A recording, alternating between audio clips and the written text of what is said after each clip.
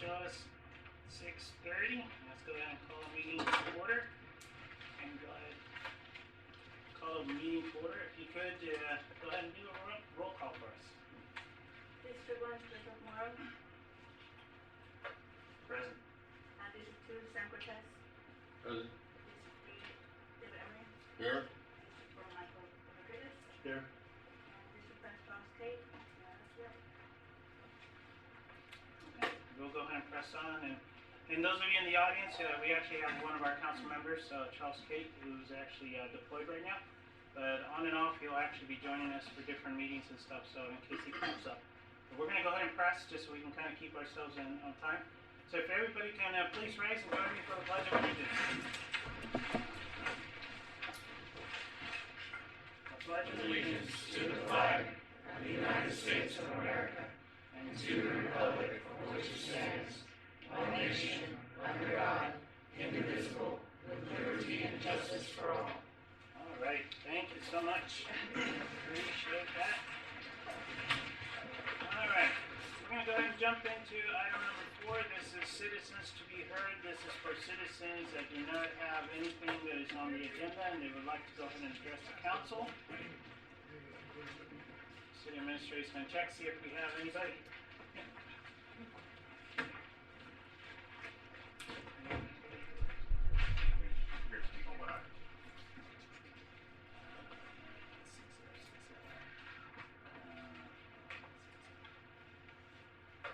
Okay, awesome.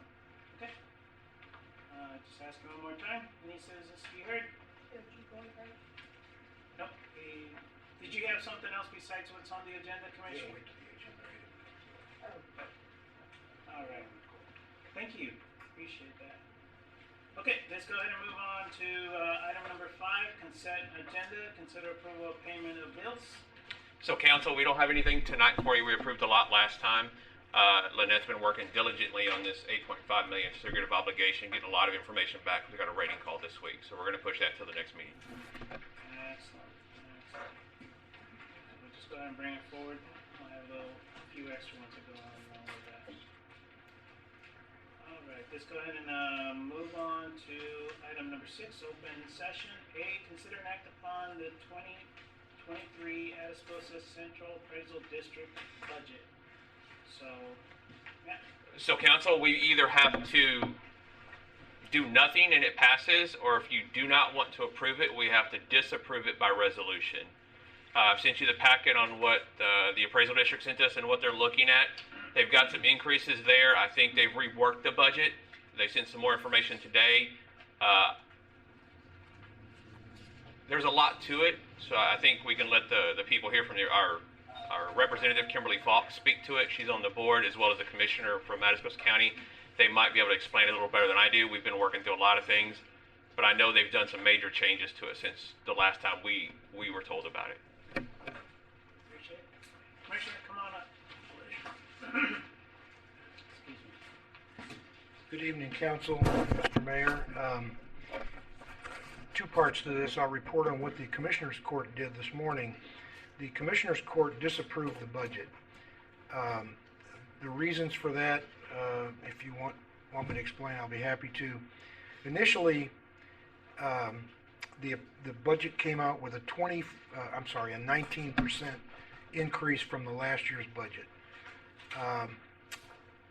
We all got to look at it. The board presented it and gave it to the entities. I don't know if you got a copy of it originally, but the indication came back that it probably was not acceptable. So at the board meeting in July, the first thing we did was disapprove the budget. We had a vote 5-4 and disapproved the budget that we had previously sent out.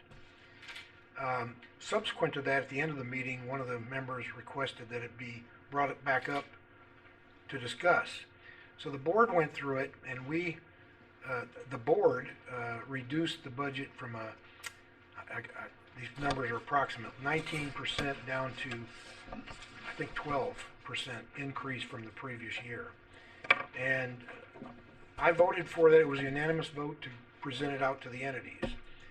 The following Monday, though, in Commissioners Court, it was brought to me over the weekend that there was some misleading information that had come out. The information, and it's really getting in the weeds, but the appraisal district had presented that they were required to appraise approximately, and the number's close, 72,000 parcels meaning a taxing parcel.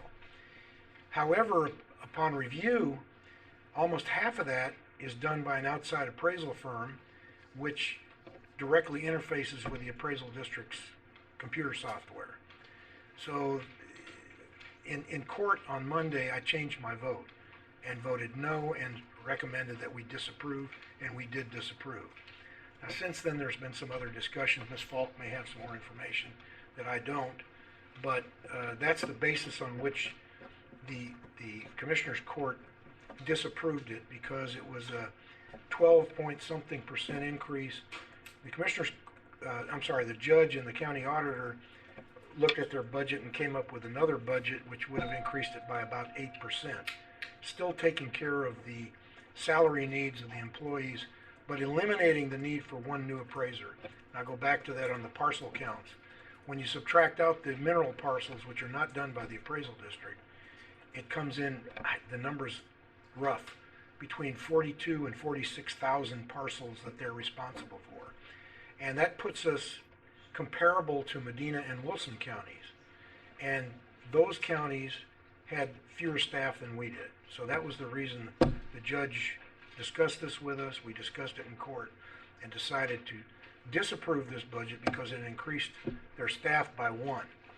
We had no issue with the raises for the employees. There were several of their employees that were underpaid market-wise. The clerical staff were way below what should have been. Those were brought up, and the appraisers were brought up. But at 12.6%, there's another 4% we believe that could come out of there. It equates to approximately $80,000. I'd be happy to answer any questions if you have any. I know it's a lot of information.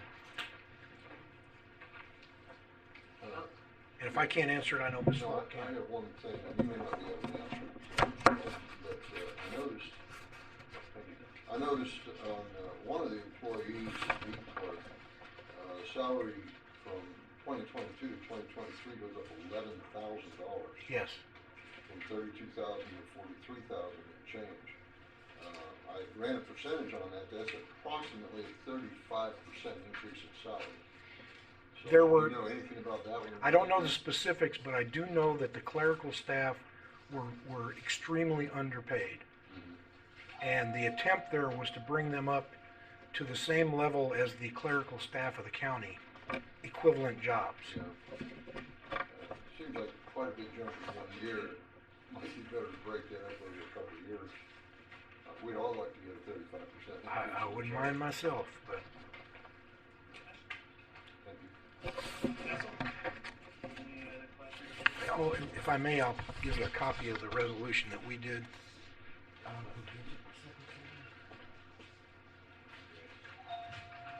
it around. You want to do that? Okay.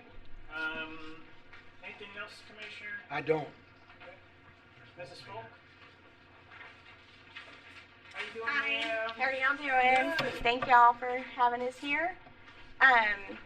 So basically, I mean, a lot of like what Stuart said, we were trying to bring the salary wages up to comparable. There was a number of years that we did not give increases to the employees and trying to make up for some of that.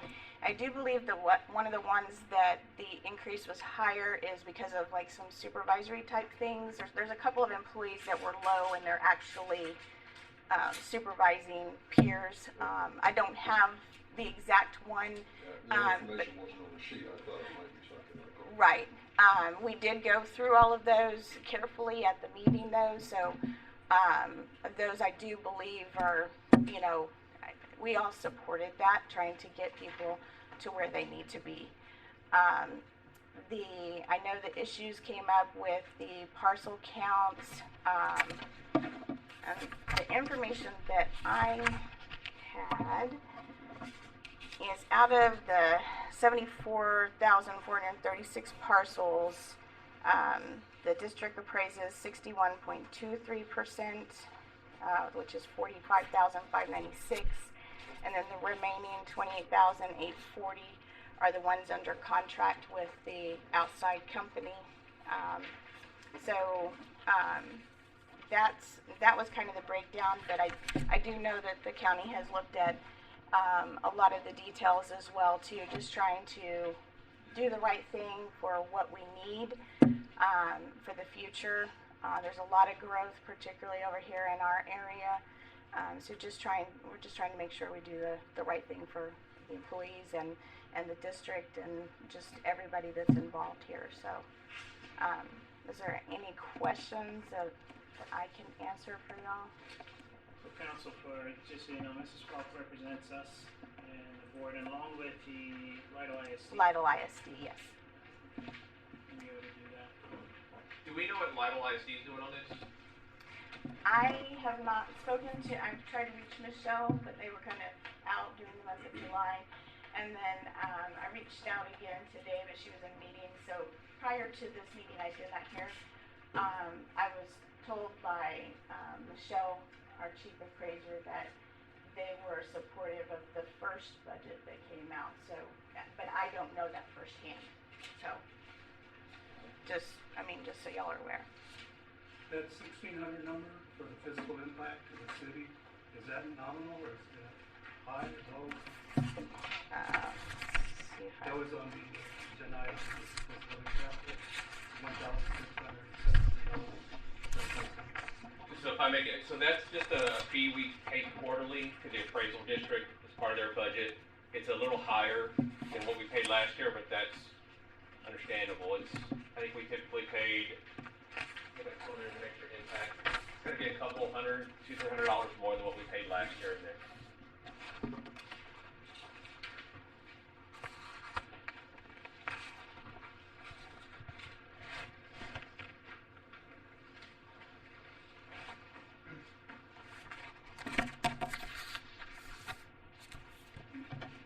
Did y'all have anything else y'all wanted for me to answer, or? I would just like to probe a little more on the salaries.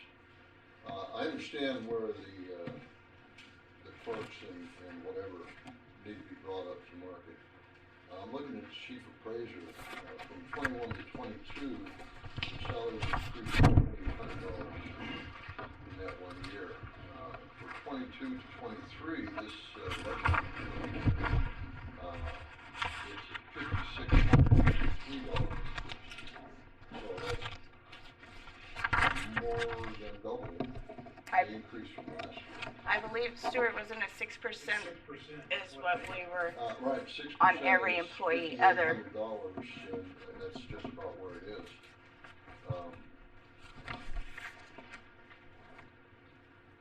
Seems a little high.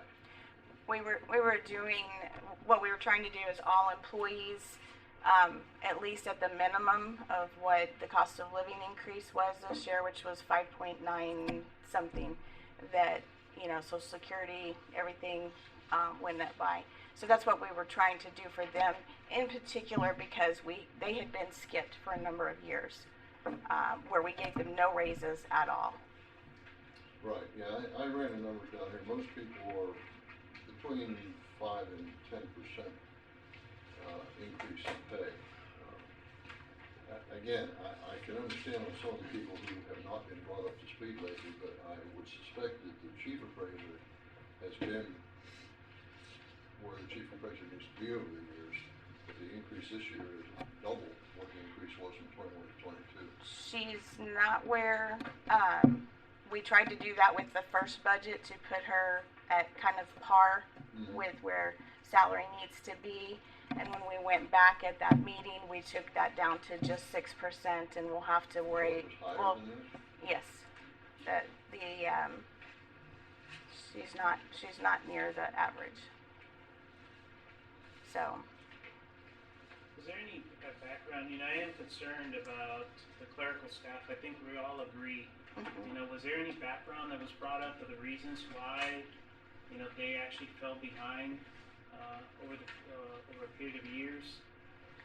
And I believe a lot of that had to do for the period of years where we did not do any increases at all. Stuart, do you have any input there that you want to I put? really don't. I don't believe there was an explanation given for why the clerk was. It's just when you miss a number of years, not giving any kind of increase, it's and particularly on those where, you know, a 6% increase is not going to be a ton of money, where somebody with a higher salary, a 6% increase is a lot more money. So not even the cost of living No. increases? No, they did not get cost of living.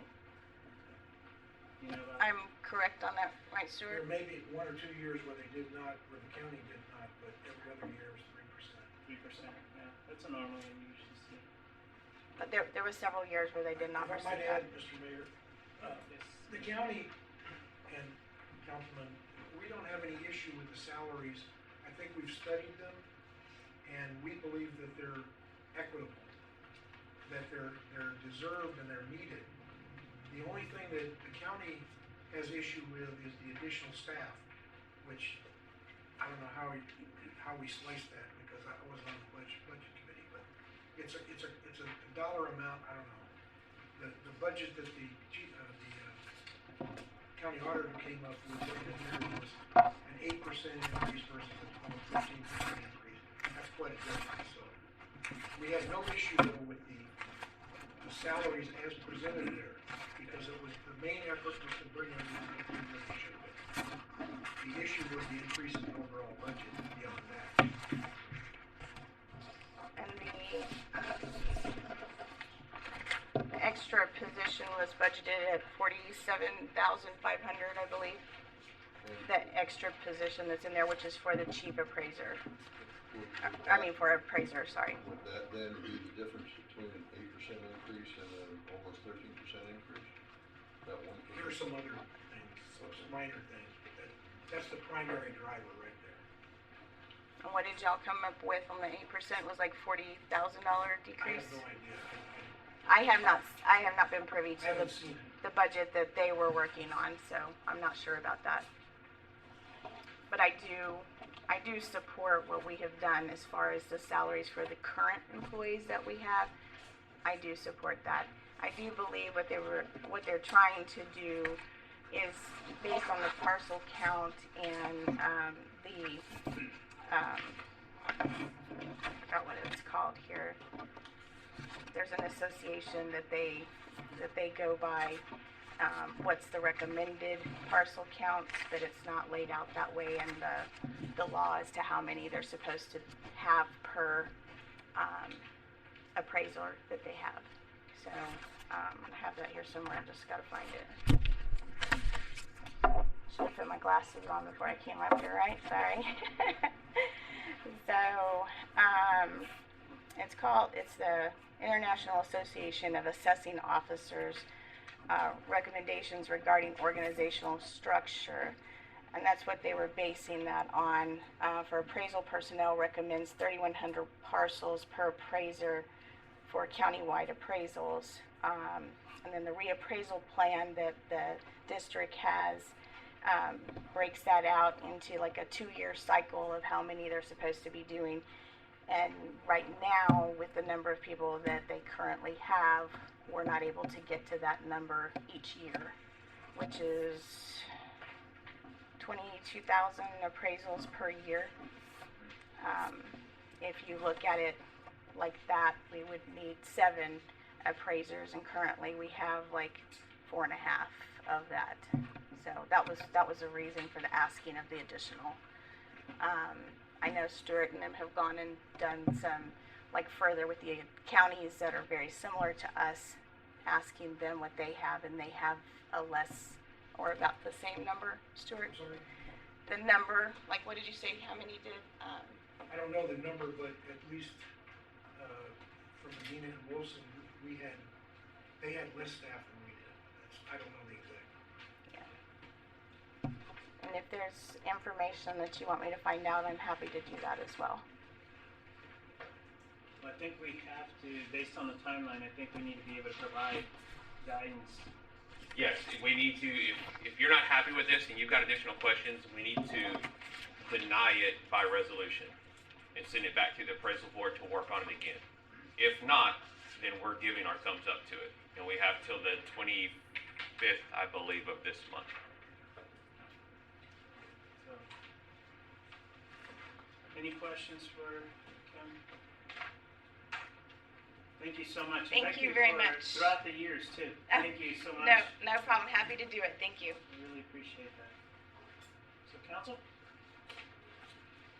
Mr. Mayor, I would, move that we deny this by resolution and send it back for further review.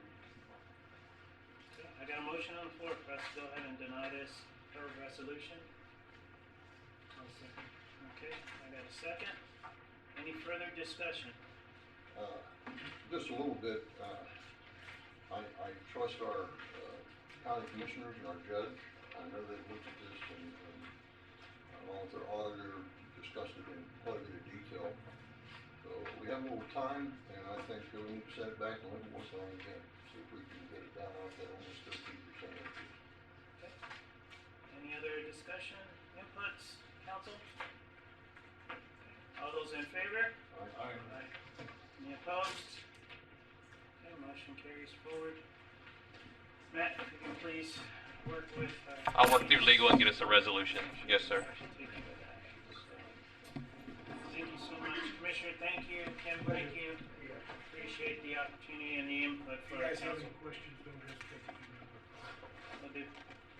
All right, let's go ahead and move on to action item letter B. Consider an act upon partnering with Patriot Automotive for the September 11th event.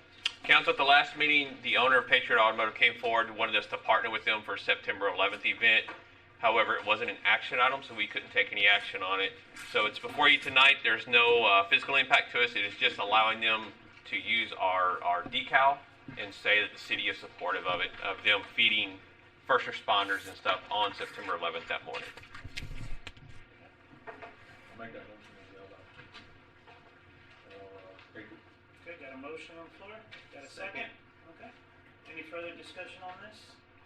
No, we talked about it in depth last time. Okay. All those in favor? Aye. Any opposed? Okay, thank you so much. Appreciate it. And Matt, if you can please close the loop. I will. Yes, sir, tomorrow. I know he's ready. I'll send him the decal. Yes, sir. I'll work on it. And council, just so you know, we're also gonna work with making sure that we actually send that information out. It's gonna be great, not only for Lytle, but it's all our surrounding communities. It's gonna be a great event for our first responders, and we'll get the information out there. Okay, let's go ahead and move on to C. Consider an act upon forwarding the school crossing guard funds from Bear County to Lytle ISD. Matt? So, council, Lynette's located some funds that are dedicated funds that the city receives from Bear County. In per Senate Bill 460, these funds can only be used for a school crossing guard.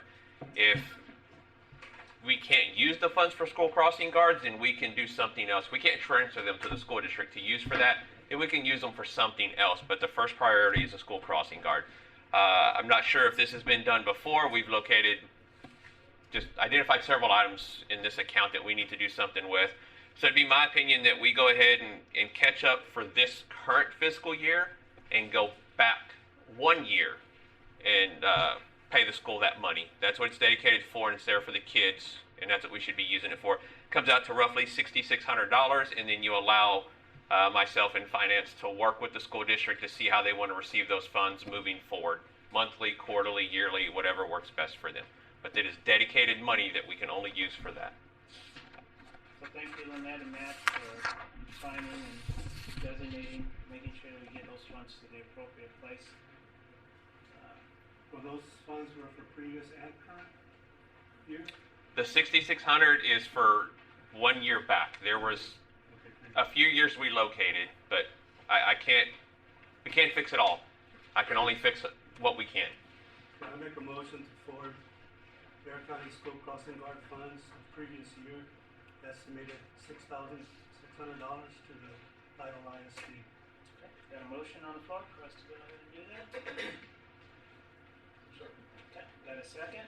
Any further discussion on that? Do we need to add into the motion about, do we need to add into the motion to give you that authority to work with the ISD in the future? Yes, sir. And to continue forward. So I wanna amend that to also include working with the Bear County? Or The Lytle ISD. Lytle ISD for the coming year and future years. Yeah, I'll amend my second to agree. Okay, good. Thank you, David. Okay. Any other further discussion on that? All right, all those in favor? Aye. Any opposed? Okay, motion carries forward. Thank you.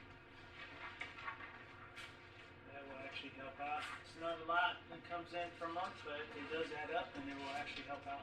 Yes, sir. Offset some of the costs, so this is good and we're getting it to the appropriate place. So that'd be great. Okay, let's go ahead and move on to D. Consider and act upon the appointees to the Annual Citizenship Award Committee. So, council, this is the members y'all want to appoint to the committee that will then accept the nominations and review those and bring forward who they believe should receive that award each year. So if everybody's got an appointee, you can either tell us now or we can forward them to Paula. However, I believe we've got one already, so we'll just need everybody else's. Sure, we can start. You want to start over here with Sam first? I really haven't picked anybody out yet. I can ask somebody. Okay. I was gonna ask Richard Lees. Okay. I haven't asked him yet. I'm sure he will. Okay. If you'll just let us know, that way Paula can have it and we can get on this committee. I would like to appoint Margaret Wilson. I have spoken to her and she has agreed to do it. For District 3, Ms. Robin Cantu. I spoke with her and she's excited about the opportunity. Robin Cantu. Awesome. For District 4, I submitted Eva De Leon. And Eva's about ready to go. Okay.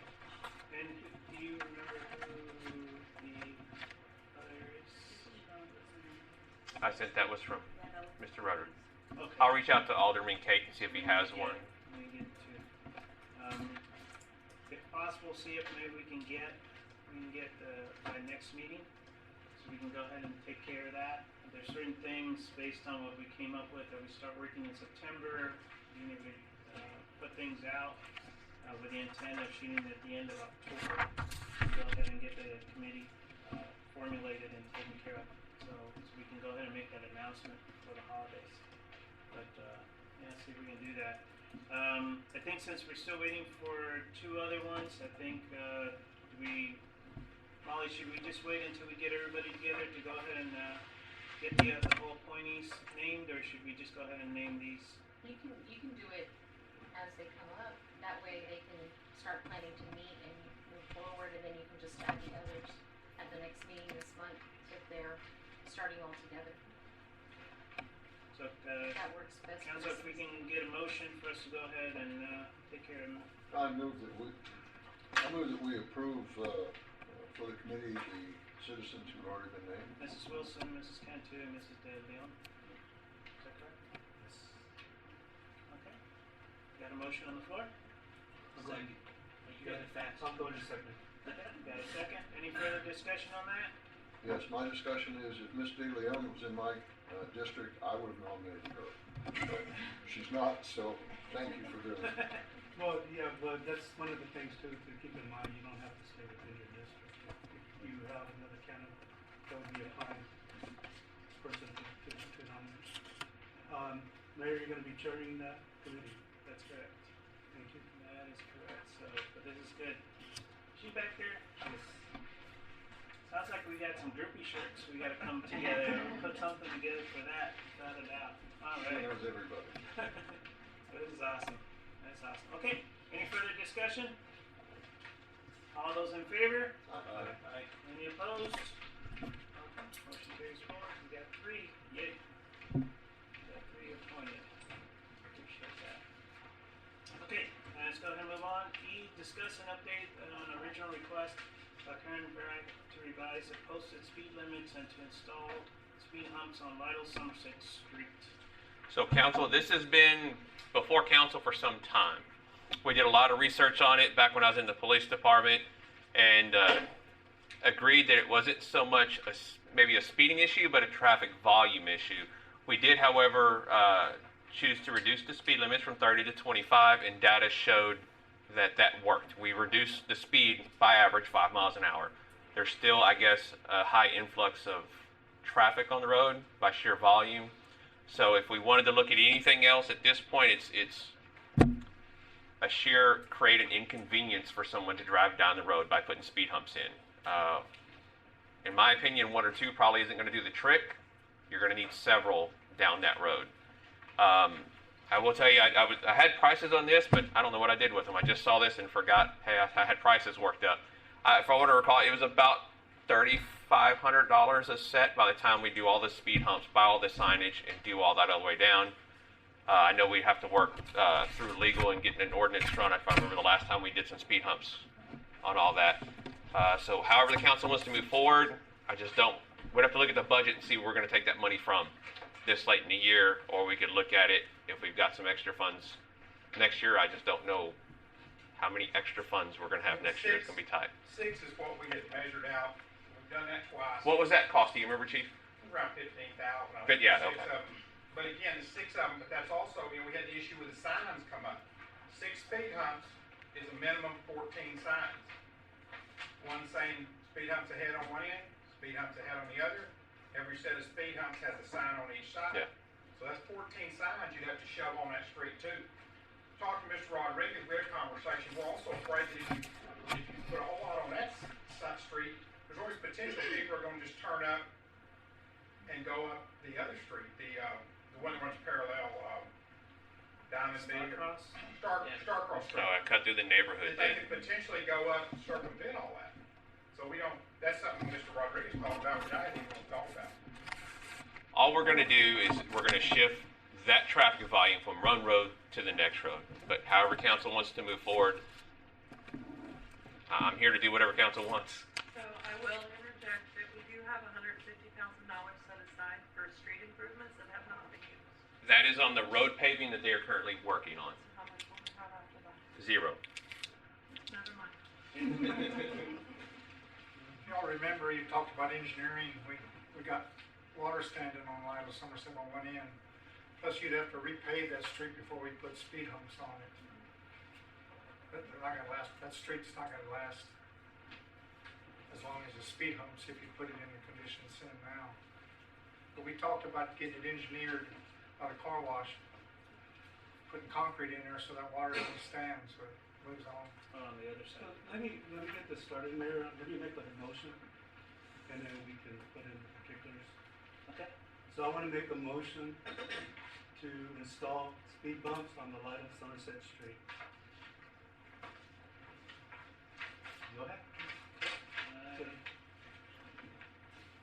Got a motion on the floor for us to go ahead and install speed bumps. Mayor, before we go to second, can I ask how many?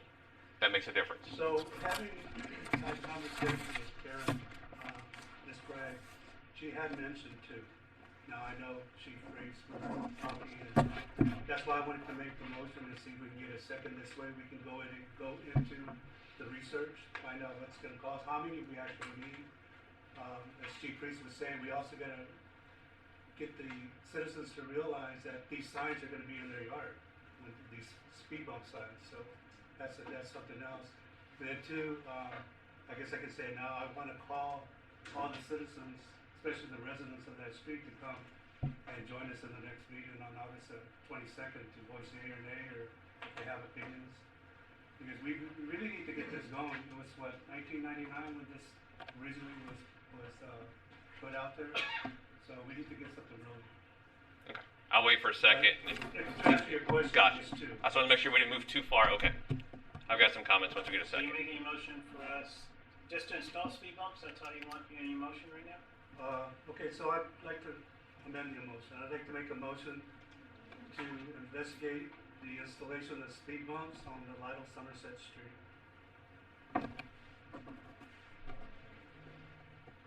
Okay,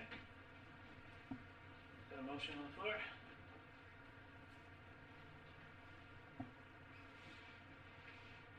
Second. Okay. Motion doesn't carry forward. Let's go back. I have, several people that live on, Somerset Street, Somerset Street, that, Somerset, they asked for speed bumps, but I told them that you have to go to the council and ask, because I see still people driving over the speed limit 25. I've been doing 25 and the cars are like racing right behind me. I can tell you the police are working. We've got a lot more speeding tickets coming in because we did lower speed limits. So. I told them I would bring it up, but I wasn't going to guarantee that they're going to have to. Yeah, they'll have to ask for an agenda item. Yes, sir. Speeding hasn't increased substantially on Lytle Somerset Street, correct? No. It's gone down, hasn't it? And I'll let Chief, if he can come up and speak to it, because I don't want, but it's kind of a harder street to enforce speeding on because of the way it is with the stops right there. So, there was, again, really put it simply, there was reported, speeding. We put the speed trailer over there. There was not, it was very low percentage compared to any other street we've done, the lowest of any of them for speeding. But we went in, council, not me, decided we're going to lower the speed limit over there. And we did. We lowered the speed limit. It's 5 miles an hour. The average speed on that street lowered 5 miles an hour. So the speed limit lowering worked. And I still will, based on my opinion, the fact I drive through there all the time. There's a lot of vehicles on the road. And the key is not a speed hump. The key is not a speed limit. The key is being able to go back in time and make it 25 or 30 years ago. And unfortunately, none of us can do that. It's hard right here. It's hard all over town, So the 25 mile an hour speed limits we have lowered. Somerset Street, officers are writing citations. It's 25 is slow on that street. It's a long stretch. Speed humps, y'all talked about that. We have 2 on Prairie Street, North Prairie Street, and the residents will tell you 2's not enough. People will still get to go in between them. So that's why we looked at more if we went that route. So Lytle Somerset Street is in the middle of a huge commercial area, and it's only going to get more traffic. I mean, we've talked about, could you make it one way? Well, I think maybe you could. It'd take a lot of challenges, but you're going to make it one way, and it's just going to have the exact same amount of traffic. It's just all going to be going the same direction, and then coming back the other way. Could you block it off? I don't think there's any way you could block it off. It's a main thoroughfare. It would affect school traffic. It would affect emergency vehicles. It would police being able to traverse the town. I mean, just a lot of issues. So that's anyway. That's it in a nutshell. At least our belief on it. And if y'all will, anything I can expand on, I'll be glad to. I'd like to reiterate to the council that this is not going to go away. In fact, it's going to get worse in the future. And I'm not talking about just this one street. I mean, you can think of any town where you have residential areas and you get through traffic. And I know residents on those streets are going to complain. So this is what we're going to cut our teeth on. We're going to have to address these issues in the future. The other they're going to multiply. The other street we have a lot of cut-through traffic on, South Prairie going down by the Public Works Yard, and then going out on Magnolia Street, hitting Benton City Road. So people have figured out that the traffic light backs up, so they come down there. So you're getting, those residents have talked to me. I've expressed them they need to come to council. They're concerned about speed humps as a way to deter people. I'm afraid if you do that, you're just going to head them on the next street, on Benton Street. So it's really beyond my knowledge in how to, you really need someone that has the data and the science, that's actually an engineer in this that can really look at us and say, this is what a city similar in y'all's scenario has had to do. And it may require us totally rethinking the way we, our traffic patterns. But unfortunately, I don't know that there's much, my knowledge allows me to, to tell you how to fix that. Because even if there's no growth in the city at all, you just have to go right outside our city limits and you see tremendous growth, residential, and more to come. So. One other thing too, I had asked Jesse, how do you get a consensus of what the residents of that particular street want? You have one person that may want the speed bumps. I talked to two other residents. One was uncommitted, and the other one didn't realize it was an issue. So, how do you go about that? So real quick, if I can make one quick comment, because we got a report from a YouTube watcher. They can't hear y'all as well, so maybe move a little closer to your mics when you speak. I would say if I lived in that area and I was concerned about it, I would be here at council. I would be calling City Hall. Outside of the one or two residents over there, we don't get that consensus. You don't see them here all the time. I've never heard from anyone else over there. So that would be my opinion, is we don't, it's normally coming from just one or two residents. I agree, it's a bad road, there's a lot of traffic on it. But it's not probably a Band-Aid fix. It's something we need to probably get engineers to look at, and like everything else, redesign an intersection like we're looking at on North Prairie and 2790, where you can make a 90-degree turn. They're not a quick shoot-through kind of cut. No more, I'd be happy to keep them off that road. It'd make our residents happy, but I just don't know if that's possible.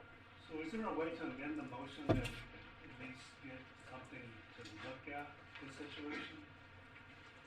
Something that would, I guess, get more involved in what it is that could We would- be or possible? We would need a new motion, because the other one's died. Absolutely, Yep. but what would that entail? Does it need to be an agenda item? Molly, could we still make a motion if they wanted to direct staff to investigate something else? Or do we need to redo it? Within the same street, yes. Okay. So as long as we stay on the same We're street. talking about speed concerns on that street, Yeah. and we're talking about speed humps, and so if you wanna talk about something, an alternative to it, the direction can be, let's investigate an alternative to the speed humps on Somerset Lytle. And that would be you. Could be whoever you wanted, but typically it's gonna be me. I'll make that motion. I think something needs to be done. I live there, y'all know that. And, yeah, there's a lot of cars, a lot of traffic. I don't particularly love the idea of speed bumps. And when they've done the study before, or whatever, when y'all chatted, people said 6 speed bumps. I'm thinking, okay, so now I'm gonna hear all the cars and da-dum, da-dum, da-dum, da-dum all day long. So that doesn't sound appealing to me. I don't know. There should be hopefully another option. Okay. I got a motion on the floor. So the motion was to investigate alternatives to that? Yes, yes. Okay, I'd like to second that. Okay. A second on that. Any further discussion?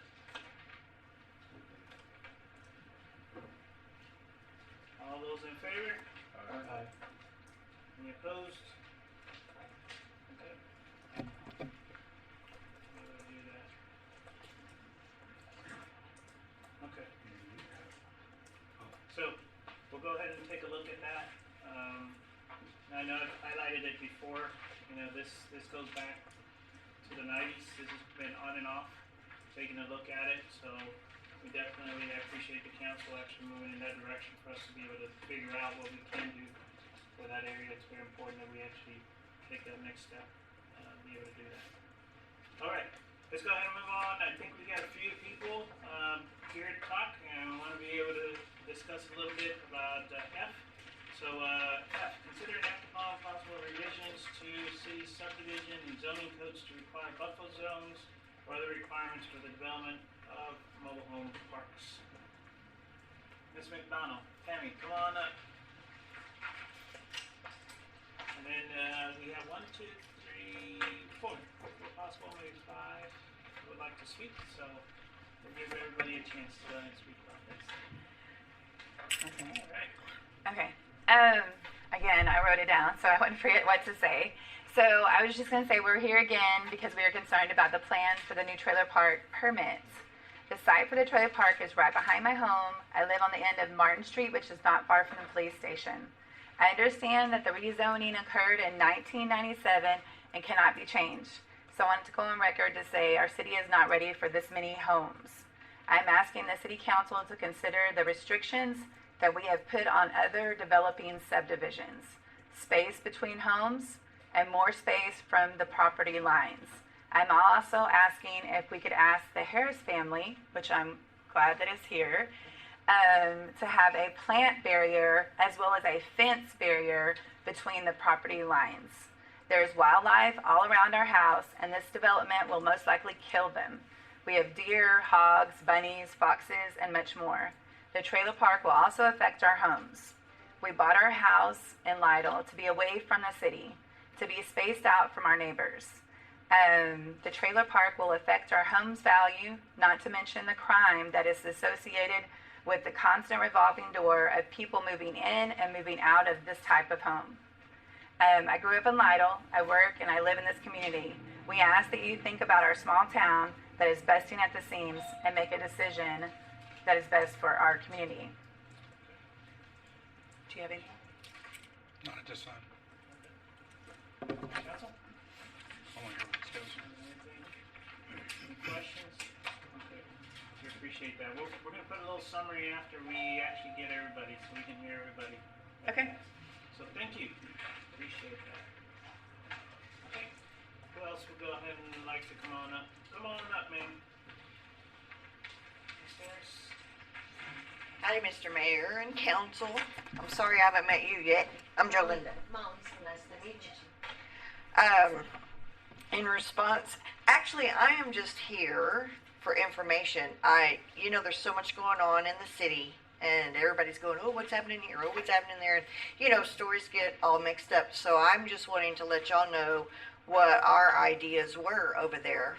First of all, I'm not sure if I should face this way or this way. Wherever you're talking to, you're fine. Don't worry about it. The homes that are going to be in that community are all brand new. Every one of them is going to be individually owned. There's not going to be any rental homes over there. The only thing that's going to be rented is the lot. It's going to be way different than the one that Daddy started over 50 years ago when there wasn't even a highway there. It was being built. He put in that mobile home park for all the gentlemen that were working on the highway, and I don't need to go in that big old long story, or I'll go over my time. But what it is all brand new homes. Every person that lives in our communities, they have to be vetted. Their credit's checked, their criminal history is checked. I'm not sure if any other subdivisions do that, but we do, and they don't move in if they're a criminal. Of course, there's always somebody going to try to sneak somebody in, but that's just the process that you follow in any subdivision, anywhere. Okay, so remember, all of those homes are brand new. They all have to meet Texas, TDHCA, HUD. They have to meet HUD standards. And I know people call them trailer. It's easy to call it a trailer, but they're really not trailers. They are homes built in a factory and moved to here. The only difference between them and a pier and beam home is that it's moved from the factory already built. Now, there's a large group of people these days that can't go out and buy a brand new home in one of these subdivisions. Now, I don't know how close those houses are over there. I've driven through Saddle Ridge, and they're really, really close. As a matter of fact, I think some of them are closer than what some of our homes are. Can't verify that, but it sure looks like it. So, that we can check on.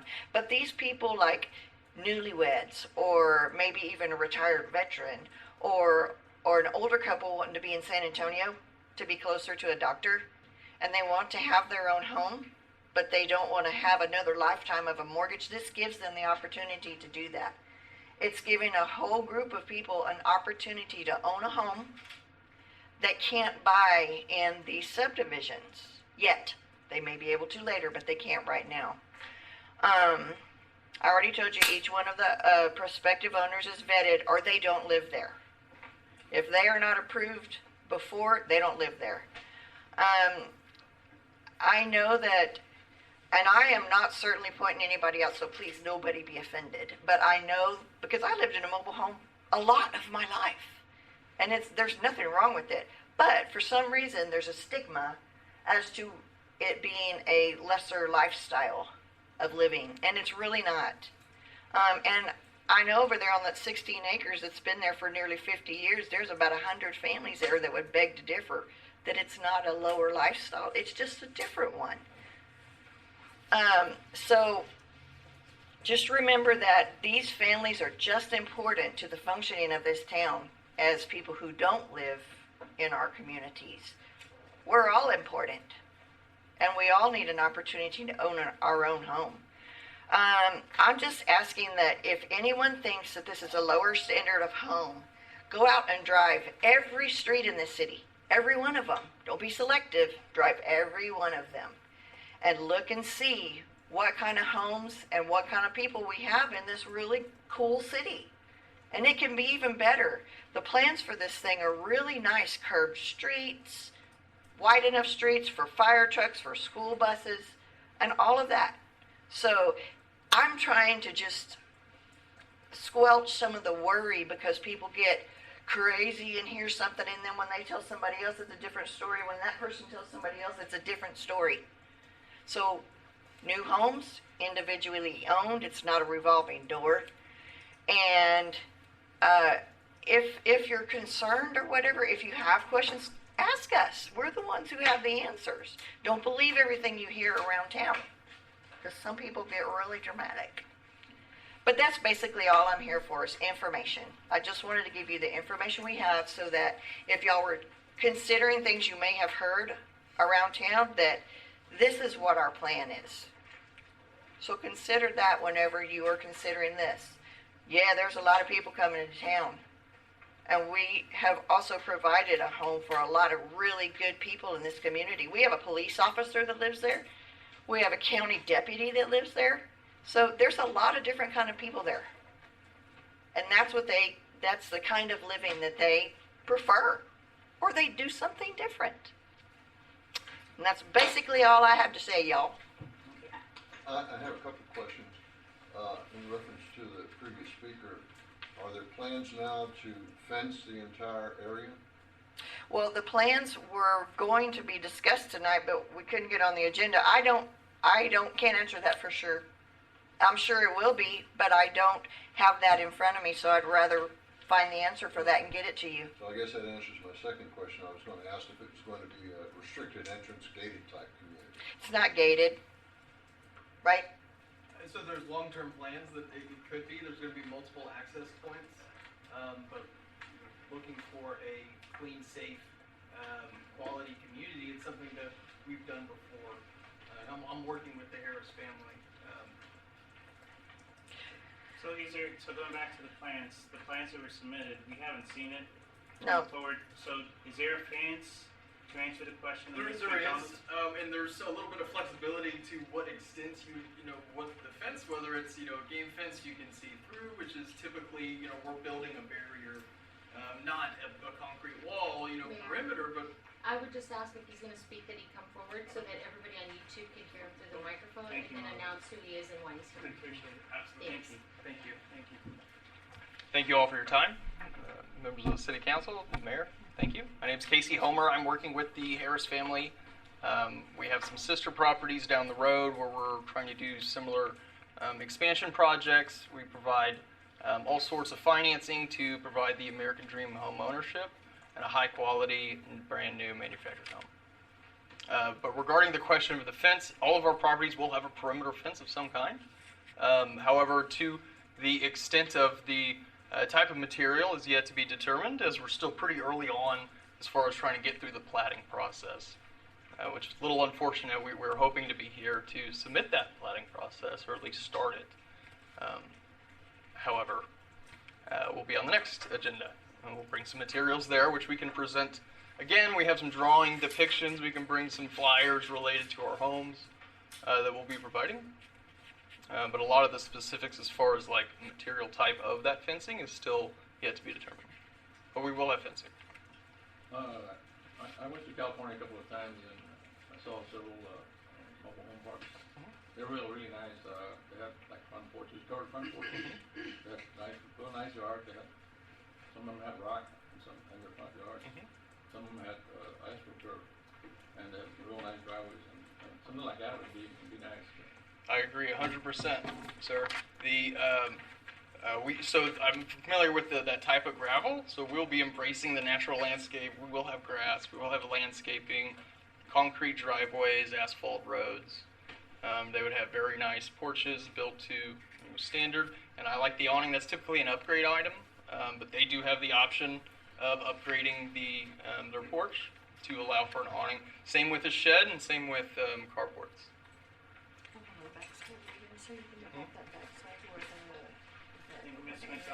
Should I come back up? Yep. Join the party. I just wanted to ask the question again. My concern was not the front fence where the entries are. It's the property lines at the back. Absolutely. And I think it's phase 2, which would concern my land.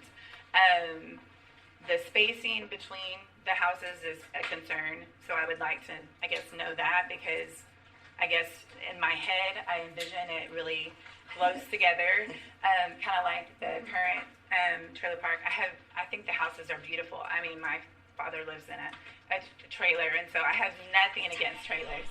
A mobile home, I'm sorry. I have nothing against that at all. I'm concerned about the barrier, and I'm hoping that maybe we can come to an agreement on maybe some plants or trees, and then maybe a fence at the same time. We try to be as neighborly as possible with these type of projects. It's something we've worked with our neighbors before. Actually, just down the street in Von Army, we did just that. In that instance, they were okay with a game fence and a vine. So we went through, we built a game fence, and we built a vine. Over time, it'll grow up and through. It was a very cost-effective way that I didn't need to ask higher rents to provide a quality, kind of win-win situation. Right. You can keep the hogs. I don't know that we need the hogs, but I don't know if anybody else wanted to. Yeah. Now's the time. Speak. One more question, Ms. Harris.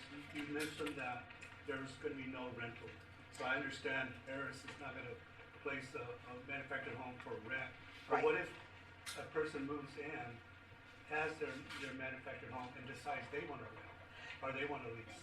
Is that going to be in the contract but not allow that? The only homes that are going to be there are the brand new ones.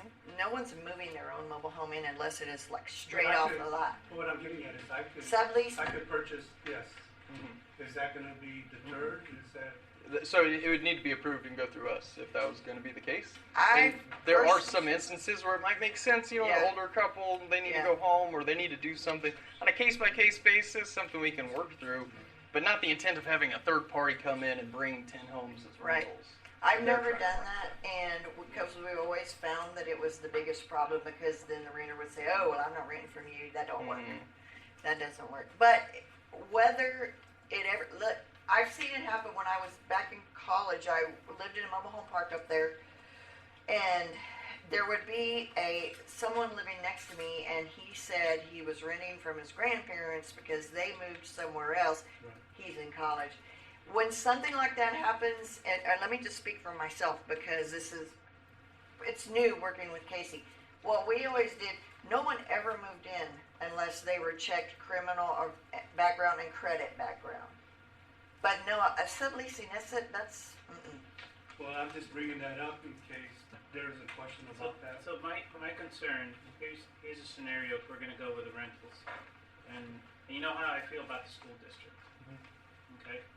So the density inside there and the students that could be the school district with the students that they have to support.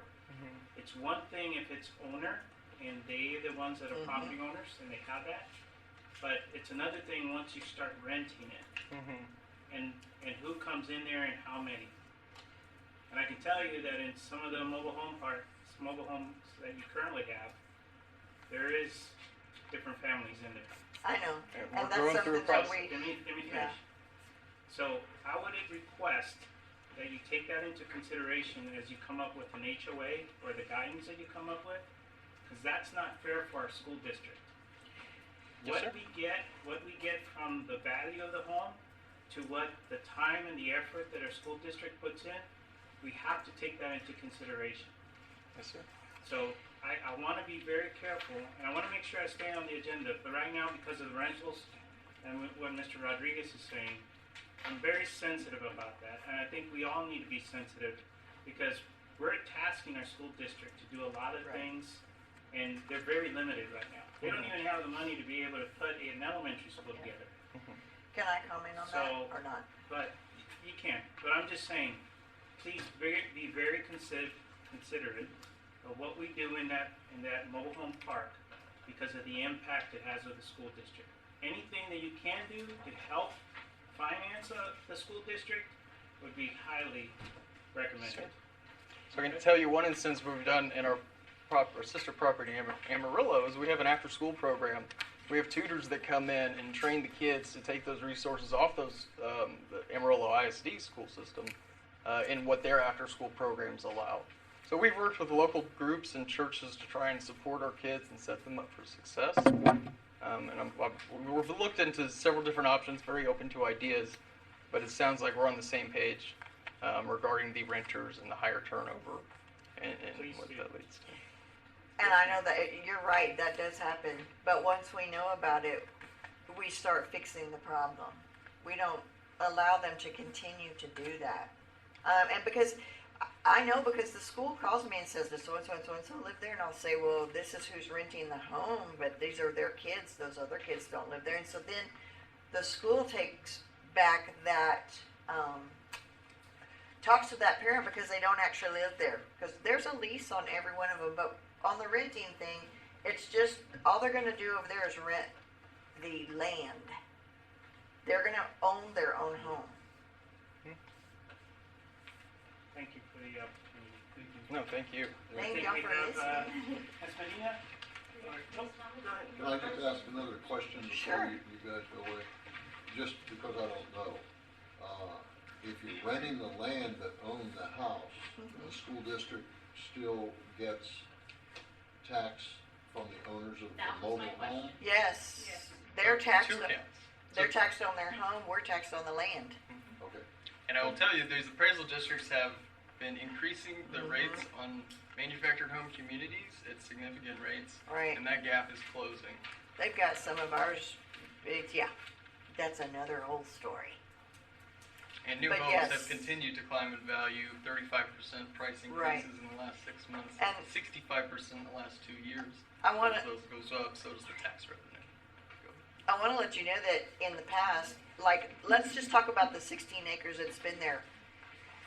We've paid taxes on the homes that we rented, and we also paid separate taxes on the ground it sits on. So there's a lot of tax being paid there, and I know people don't realize that, but that's why we're here, for people to know. I just wasn't that smart. Thank you. No. There is tax, and without a doubt, there is tax that comes in, but it's not the same as the regular one. The gap is closing, is what I was trying to say. There is a difference. Yeah. Just The for gap's everybody to know. Okay, so we have other comments? Come on up, sir. Do you want me to sit down now? Thank you. Thanks. Thank you, appreciate it. Hello, Council. I'm Waylon Simmons. Oh, no, you're the best. Jolinda did a good job of explaining, and I understand this is on a very early stages of development, apparently. I'm on the zoning board, have been for 10 or 12 years. We see each and every one of these developments come in.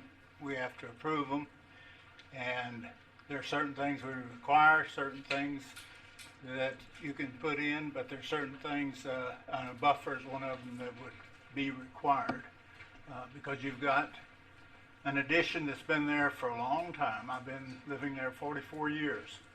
Very quiet, other than the interstate occasionally, the weather's in the right. But and I don't know how many anticipated mobile homes you're talking about. And the new one? 176. How many? 176 over 2 phases. 107? 76. Oh, 76. 176 mobile homes. Obviously, the noise is going to be substantially more. Because each one of those houses probably have at least 2 cars, maybe 3, hopefully not more than that.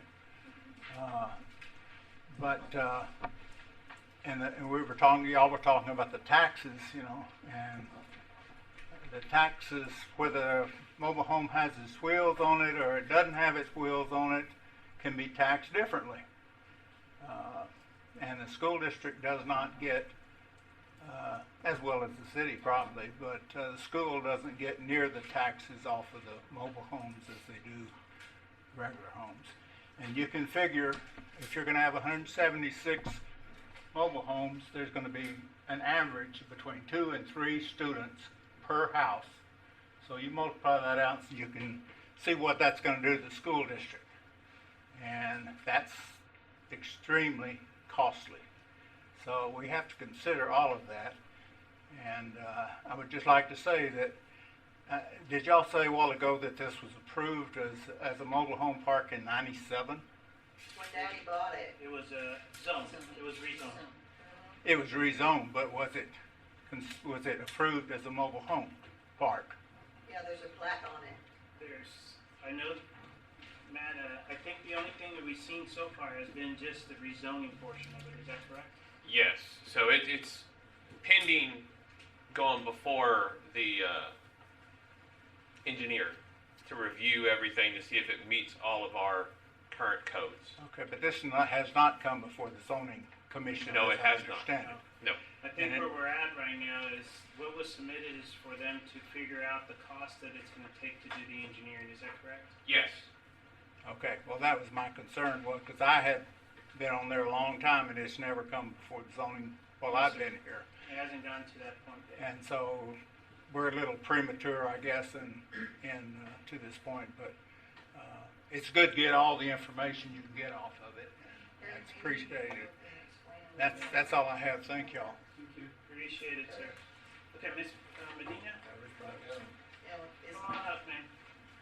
My turn now? No, it's Medina's. Okay.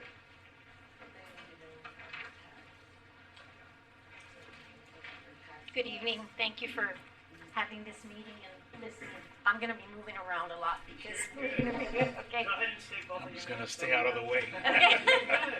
Okay. My name is Monica Medina. This is my husband, Daniel Medina. We've lived here in Lytle. 1996. It'll be 26 years in October. Our lovely neighbors are the Simmons. We have the Tomlinsons, and we have the McDonalds. And there's others who were not able to make it today. We do have some concerns, and like you said, you've given a lot of information, and that's great, but we still have some more questions, if you don't mind, okay? For starters, and if you said it before, I'm sorry, what is the name of the company that's helping you to build this park? Your company's name? So there's several different entities involved. Lytle MHC is the formal one. My background with Homer Homes, retail entity. Okay. Okay, so Lytle MHC. So, and you said that you built a park in Von Ormy. What's the name of that one? So it's not one that we built. It's one we're expanding as well. And that one's called Ridgecrest. We've grown that for a little over a year. And we're in the same process as here. Okay. So Monica, so because of the agenda item and what it's talking, Okay. we kind of stick to what we're actually discussing. Okay. You know, there's nothing wrong that after the meeting, if you want to get one-on-one and get all that information, we can go ahead and obtain all that. Okay, and that, I appreciate that, and yes, so thank you. I do want to talk to you afterwards on that, because we are concerned about the impact that it is going to have on our community. As was stated earlier, we have a very close-knit community. We're concerned about the buffer area. We want a big buffer because we've gotten used to the neighbors, human neighbors and furry neighbors as well. You know, we want to make sure that to minimize the impact on that, and we don't think it's too much to ask for a buffer, whether it be space or a combination. Space, trees, fence. And definitely the school impact is going to be huge. The teachers, the school districts are spread very thin, so we need to think about the future of Lytle. It is growing, and that is fantastic. We have enjoyed watching Lytle grow as a town through the years. But there is a huge change happening right now, and we want to make sure that we're planning, predicting as well as possible the impact of this town in the future. because we don't want this town to lose its appeal. Ms. Medina, can I ask you a question? Sure. Is it just this subdivision that's bothering you, or is it every one of them? I understand it's gonna be growing. This is the one closest to me right now that we're going to be leaving to our sons. Okay, we're gonna go ahead, we're gonna have to go ahead and proceed. Yeah, there you go. I was just gonna add one for the council to consider too, from a planning standpoint too. So there's considerable amount of green space between the homes on Martin Street. So kind of focus on Martin Street for a moment. It's a cul-de-sac, right? So on that area, oftentimes we get a lot of traffic that moves through there that's not from the neighborhood. They find out it's a cul-de-sac turnaround. The problem we have too is because there are some green spaces between the homes, it's very easy for somebody to say, nobody lives there, there's no fence there, they can walk right through. And that's our concern with the barriers. If there's gotta be some sort of deterrent so folks understand they cannot be cutting through private property to get to the other side because it's a shortcut. And so that is one of the concerns we have. The other concern is obviously the infrastructure impact to Martin Street, because not only is it the water and electricity, but it's the roadway. It does not do very well with large traffic. Garbage trucks and fire trucks are about the biggest that we've had down there. A lot of folks use it for walking. So again, the infrastructure, there's no sidewalks. So folks often use the street for that purpose to walk through. So any kind of transit type of residents that are in the area, I'm not taking anything away from mobile homes, but the transit traffic that could impact Martin Street from that perspective is what we'd be concerned about, because we don't want anybody cutting through yards, trespassing, and then obviously impacting them. So, and that's coming from the Martin side, street side of it. So, okay. Thank you, Mayor. Thank you, Ms. Redding. I really appreciate that. Mayor, if I may, so this would be a discussion in general about mobile home parks and what the city can do for buffers and infrastructure impact going forward. It seems like the concern is as to this project that is in development process or could be considered in a development process depending on where we are in the planning and preliminary plan. Sometimes with a project like this that has a lot of community concern, the city can facilitate a town hall or a meeting of concerned residents with the developer one-on-one to have more of this type of Q&A, so that the developer's already, mentioned that he would like to be neighborly and address and talk about what materials will be used for a fence and so forth, and that can be facilitated by having a town hall meeting where we post it and anybody would like to come. That way they know and they can come and it's fair. They can voice their concerns and ask their questions. This agenda item is more general in relation to the impact of these types of developments, not necessarily specifically this one. So I think that would be better placed in a town hall meeting again, or even a community meeting hosted somewhere with mayor and aldermen for that district and city administrator. It doesn't even have to be a council meeting. But something of that nature would be more of a Q&A. We're limited in an open meeting with what's posted on the agenda to keep to that. And so while I would like to facilitate this type of productive conversation, it's just not the place for it. Okay, perfect. Okay, anything else that deals with the agenda items?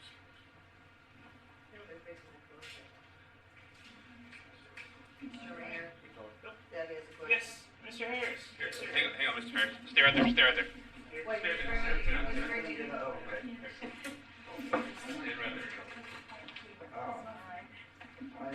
several things I'd like to say this one. One is that, talked to the chief of police, I don't know whether he said this or not, but, one of the officers lives in our park we have there. And it was I was told to me that, the chief of police told that officer, said, you better not cause any trouble over there, you'll have to move. So I don't know whether that's true or not, but anyhow, we have had people in there that come in and rent, somebody else move into it. All these things happen. But one of the things that we do have is we've got pretty good control of it. And also, we let these people before they come. And I don't know whether all these houses that developments bad anybody or not, but I just want to tell you that I think we run a good operation. And I'm surprised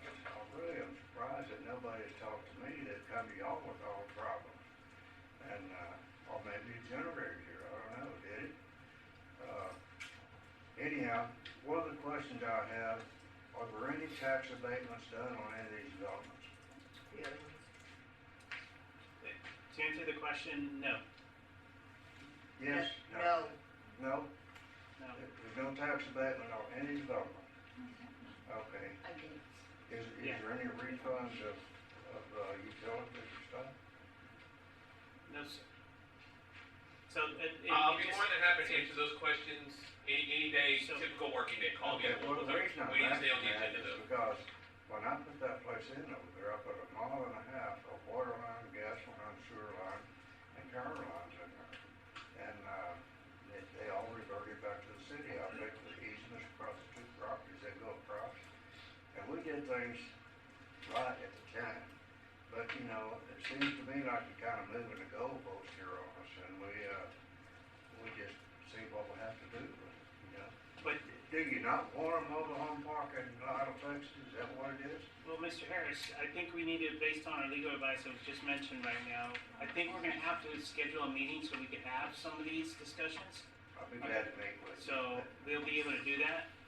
Right now, what we actually have is just being able to look what's on the agenda and have that discussion. Mr. Mayor, we've had rumors, we've had anonymous phone calls, we've had all sorts of stuff, and nobody said anything to us. We could have probably answered and kept all those words away. Yes, sir. But I think the tax-wise thing is pretty reasonable. They raised the units that belonged to me last year before last, over $100,000, and then this last year they raised it over $200,000 above that. So I don't think we're not paying taxes, you know. As far as the amount of people, it said something about 2.5 or 3 kids in each one of these houses. There's a lot of houses, there's only one person, and then some of them are 2 people, you know, so. Yes, sir. All these things, these figures thrown out there might not necessarily be true. Well, sir, we will actually schedule a meeting. We'll go ahead and, based on what was advised to us, so we'll go ahead and do that, okay? And we'll have an opportunity to have the discussion on that. When you know, I don't hear that well, so. We'll schedule a meeting Okay. to get everybody together so we can talk about this. All right, and get the people that are worried about it. I think that their property's gonna go up whenever that goes in there. It's not gonna go down. Yes, sir. And the property that, all of our neighbors, I haven't got 9 neighbors on the part that we have.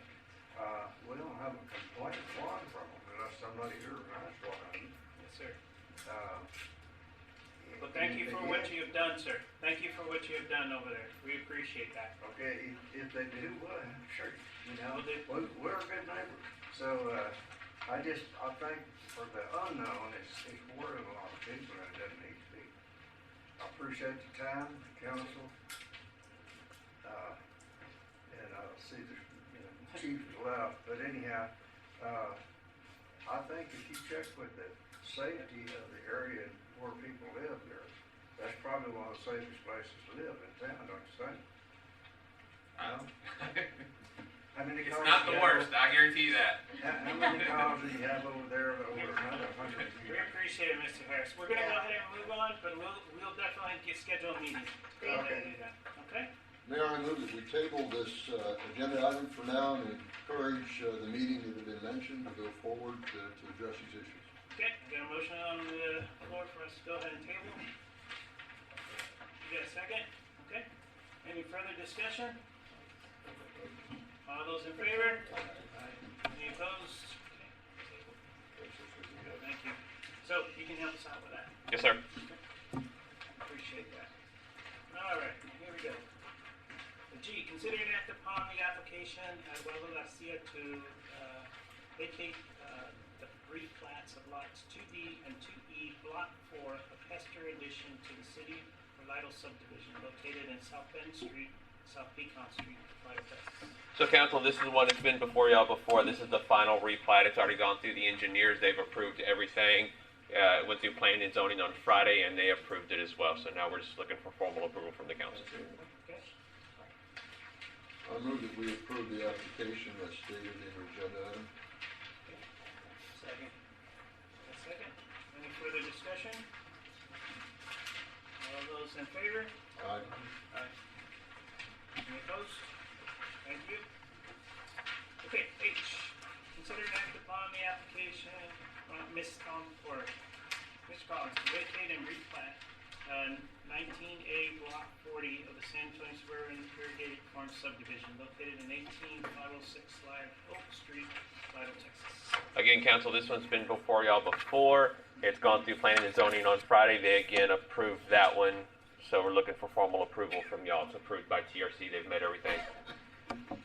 Mayor, I move that we approve this application as well as stated in the agenda item. Okay. Second. Motion, second. Any further discussion? All those in favor? Aye. Any opposed? Thank you. All right. Aye, update on County Road 6843 road closure. So council, I've gotten information back. I've kind of maybe stalled this one longer than it needed to because I was the one that asked if we close a road down, we should do it properly versus just throwing something in the middle of the road for somebody to hit. So for liability reasons, we did reach out to TxDOT as well as TRC, our engineers. We got some information back on how you should properly close a road down, meaning what type of materials to use. So we need to seek out a cost for those wooden bollards as well as the guardrails needed in the signage. And then from there we can coordinate where that's coming out of the general fund or where, and then coordinate with James and them how quick they can get that up. It's going to be a bit of a process, but we'll start moving on it. Once I get some prices, we'll come back. Are we gonna put signs at each end? Yes, sir. It would require signage, road closed ahead, and then when you got there, it would be the actual barrier in the road, a guardrail barrier across the road, along with the big signs in the back that kind of have that red and white chevroning, all the reflective needed material, everything we can do to show the motoring public that road is closed. Yes, because when we went to Commissioner's Court, that was the request that they made, that we could. Yes, we'll make sure we've got signage that says road closed ahead, and then again, once you got to it, it would be very obvious the road is closed. The biggest thing, just like Matt was mentioning, is being able to control that area just because of the trash, in that area.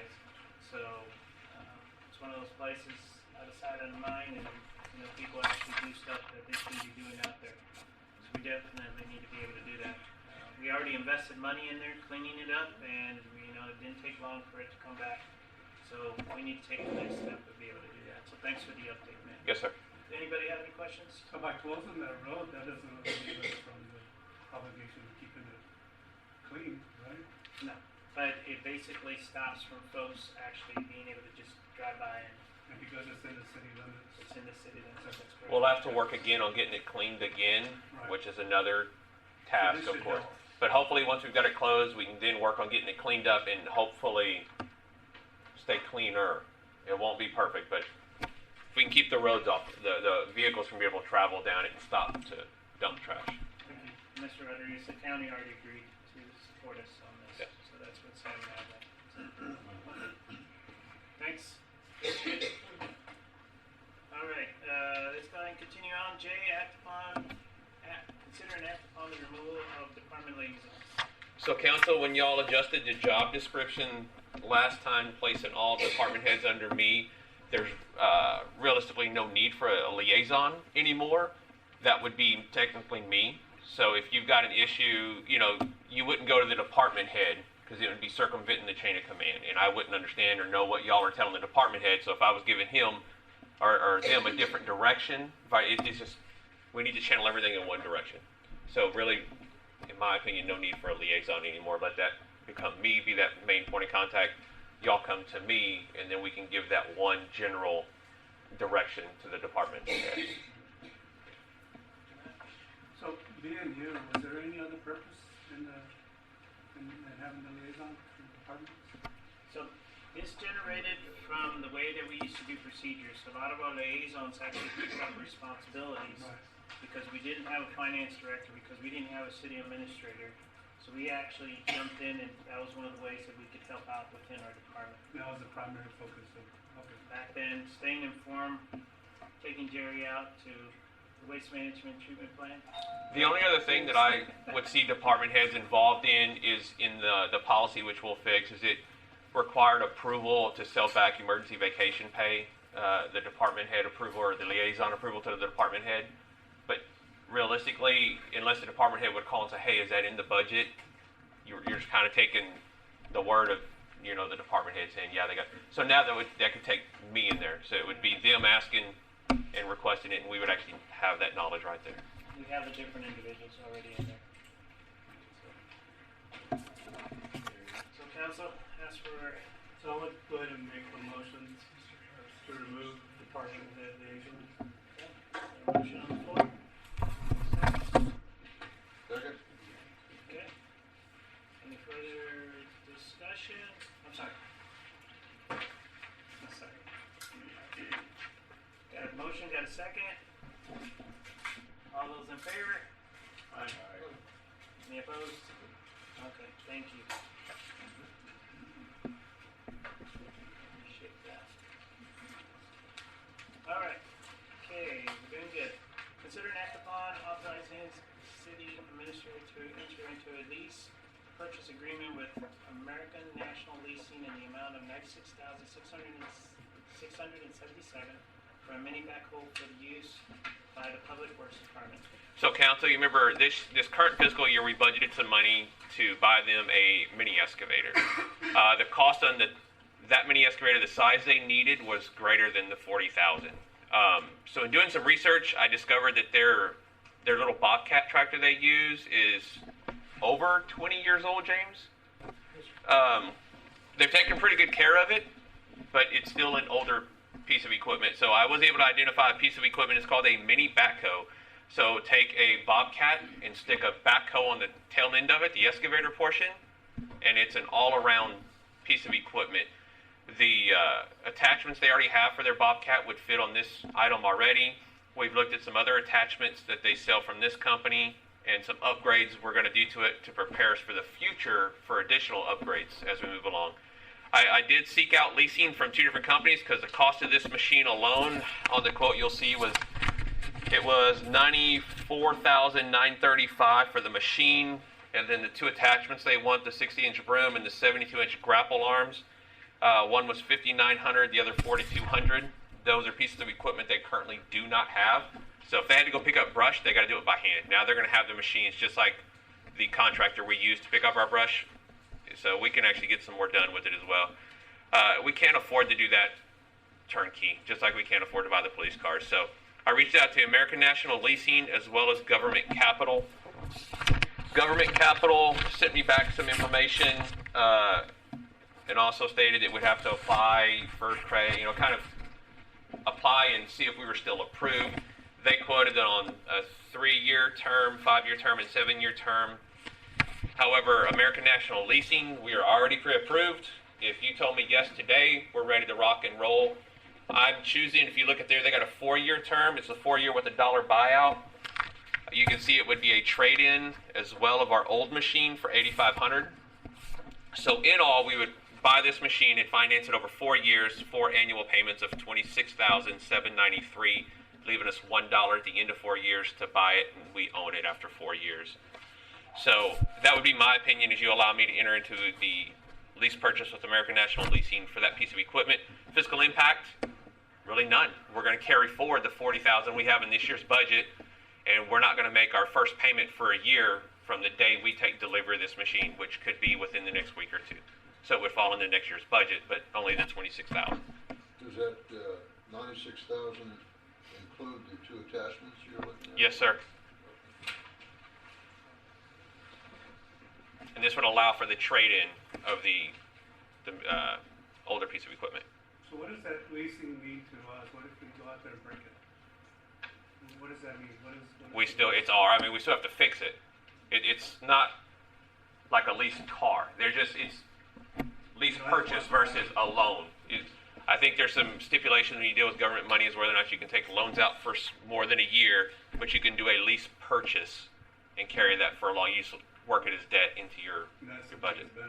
Yeah, that's what most of your city governments do is a lease purchase. So maintenance and everything would be just like 100% ours. I would be on.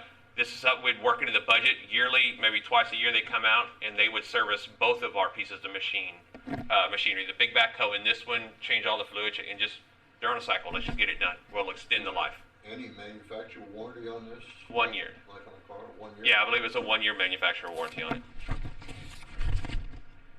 Oh, I'm sorry. 3-year, 3,000 hour full warranty.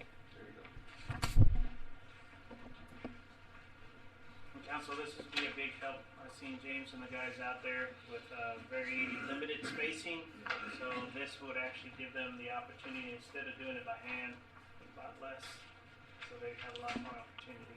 So. And this equipment is in-house, ready to be delivered, versus having to wait a year or 2 or 4.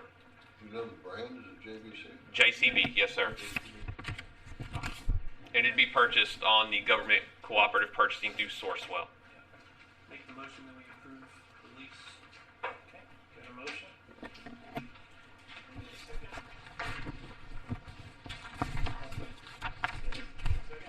Second. Any further discussion? All those in favor? Opposed? There you go, James. Be smiling even more now. The guys will. It's an air-conditioned cab, so we probably won't get James out of it now. But we will keep it under the carport or something, correct? There you go. There you go. I just want to. We will make sure it stays under carport or protection, please. And we'll get decals for it. Everybody be taking a lunch break inside of that thing. That'll be good. All right. Thanks, man. Aye. Consider and act upon salaries, city administrator, city secretary, and finance director. So I was asked to put this on here. I'll briefly cover it and then let the council take over. So on May 23rd, 2022, council removed the finance director from probation. Typically when that happens, there's a nominal pay raise that goes along with it. That did not occur. On June 13th, 2022, the city secretary was appointed. However, there was no mention to her current pay being changed from hourly to salary, which is typical for department head. And then the city administrator, for me, I've just completed 3 months of the 6-month typical probationary period. So in the 2022-2023 budget that we're building, we've already talked about these and what those ranges were. 70 for the finance director, 55 for the city secretary, and 90 for the city administrator. If the increases are approved tonight for all 3, or however y'all move forward, there's really no other increase to be expected for those positions come October 1. You're basically going to give it to them a little early if that's what you choose to do. Physical impact, there's none. With the recent retirement of our current city secretary, or our former city secretary, sorry, Paula, you already retired on us. There was enough funds to cover these and still give us a surplus of $35,000, call it, in the salaries. So it's at the leisure of the council on how they want to move forward. Is it going to be effective immediately, or? That would be our recommendation, yes, sir, but it's up to the council, however y'all want to do it. I thought in the last, when we had the budget meeting, that you told Santi and Sandra that there was enough money in the budget for their part-timers. No, sir, that's not what I said. What I said is that their part-timers could not work the hours they were doing, because then it would trigger us having to pay other pensions to them, thus or paying retirement and health benefits, and that we did not have money in the budget to hire more full-time staff. That's what we've discussed. We actually just recently moved a library position from part-time to full-time, giving her full-time staff now, and that person now has the ability to work additional hours and has full benefits as well. In regards to animal control, that was talking about their overtime budget. They had exceeded all the money they had in their overtime budget, but there was no changes. We did talk about the part-time people and how those, by law, need to be reduced, that we were doing it incorrectly. Different set on there. So one of the reasons I'm putting it on here is they've done a great job of getting us to where we're at right now, without a doubt. We're taking care of things, getting things lined up. We're preparing ourselves for some major financial decisions that we're going to need to make in order for us to be able to fund some of these projects. And they've been doing a great job to be able to do that. There's flexibility right now with the money that is available in their pot of money. It's not coming out of any other department. That we actually have the flexibility to be able to get them paid a little bit early just because of how they're performing. If you all remember, we actually went ahead and moved some of them from the probation period into regular. But like Paola, we kept her in hourly wages, where we should have actually already done this hourly at that point, so. Mayor, I move that we approve the salary increases for city administrator, city secretary, and finance director as outlined in the information provided by our city administrator. Got a motion on the floor? I'm sorry, can you say the effective date? Can you specify? the Effective date, please? immediately. Got a motion on the floor? I'll second that. Got a second? Any further discussion? So did the council agree on these numbers? So I went back to try to look at some of the videos since I was a council member and I didn't see the actual numbers agreed upon. So I'm not going to say the council officially agreed on any of these numbers. I can tell you all the discussion prior to me taking the position of city administrator, it has always been discussed at 90. The other items were discussed in budget talks and where we wanted to be, and we got no response back from council of they're too high, they're too low, or anything. That's why we went forward with the same numbers that we had previously presented and made the council aware of. So then by agreeing to this motion and passing it, we're agreeing to those salary numbers. That's correct. That was a motion that. So I don't think we should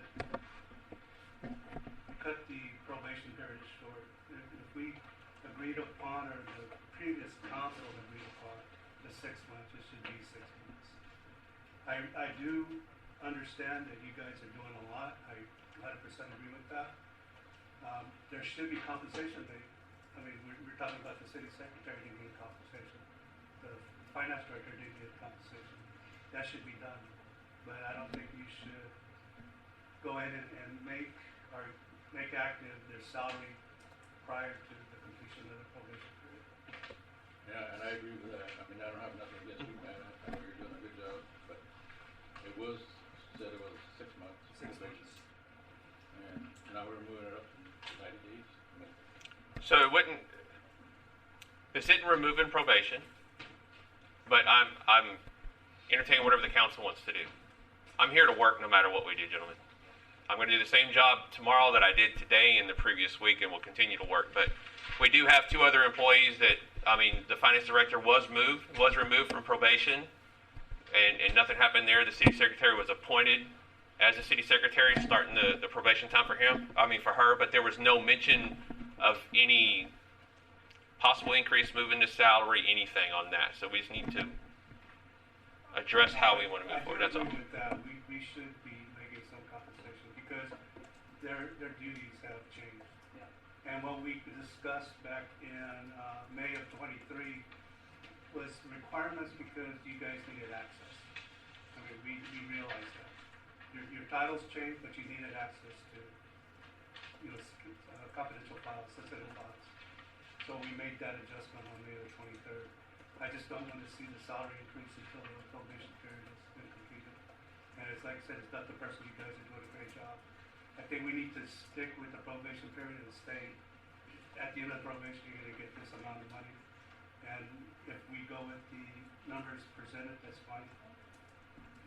It's a council decision. But Agree. that's my recommendation. So we have, just for clarification again, so she was officially moved off of probation, the finance director. For my understanding in May the 23rd was because of her needing for access.